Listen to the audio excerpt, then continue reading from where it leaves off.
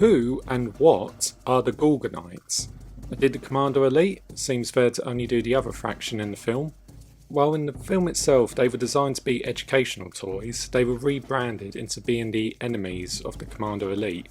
However, their peaceful nature broke through and instead they became the heroes of the film. But who are they individually? Let's find out. Much like last time, most of the info will be found from extended media such as books and video games, so unless it's a reliable source, I'm not taking it as canon. Archer, leader and the emissary of the Gorgonites, originally from the planet Trigona, I believe that's how it's pronounced. While a hunter and a warrior, he's usually peaceful in nature and would rather negotiate out of a fight, but when the situations are down, he will fight back, using his trusty crossbow. He's the only playable character in the video game, where he goes around stopping the Commander Elite taking over Gorgon. Despite his frightening appearance, he's very friendly in nature. Troglocon, also known as Frankenstein, I think. The navigator for the Gorgonite, originally from the planet Rolder Khan. During the film, Troglocon unfortunately gets destroyed by the Commandos. He later gets reassembled using an old radio equipment, and, well, the results are not exactly the best. Despite being implied to be second in command to Archer, Troglocon doesn't really appear in a lot of media. He's the only Gorgonite never to appear in the video game adaptation. Ocular, the scouts for the Gorgonites, specialising in Renaissance missions thanks to his giant eye, originally from the planet Sinchtilak. I have no idea how you pronounce that, so I'm not even going to try again. Since he doesn't have a mouth, he can't speak, so instead he makes these weird, mumble noises. He also appears in the PS1 game where it's revealed he can shoot lasers out of his eye. Slamfist, the enforcer for the Gorgonites, originally from the planet Bonkers Tree, recognisable thanks to his giant boulder he has instead of hand. While he is slow and a bit dim-witted, he's not exactly... he is easily approachable and slightly friendly in nature. He also appears in the PS1 game, where he obviously uses his boulder hand to defeat enemies.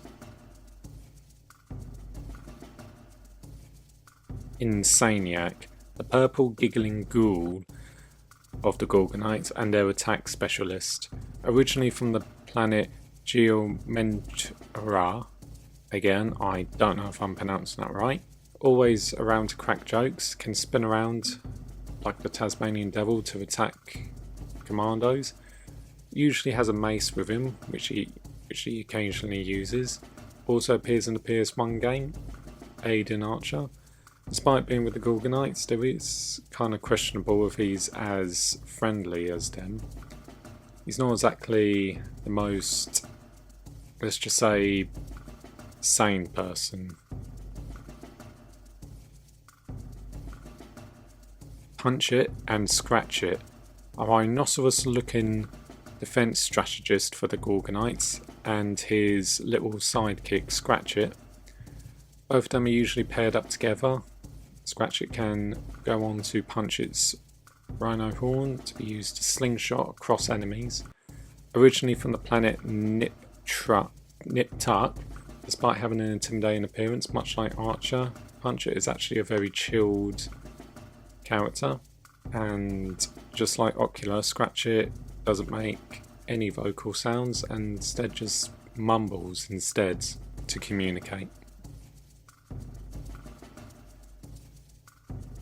Due to the PS1 game being set in the actual universe that these characters are from, there was some exclusive Gorgonites found.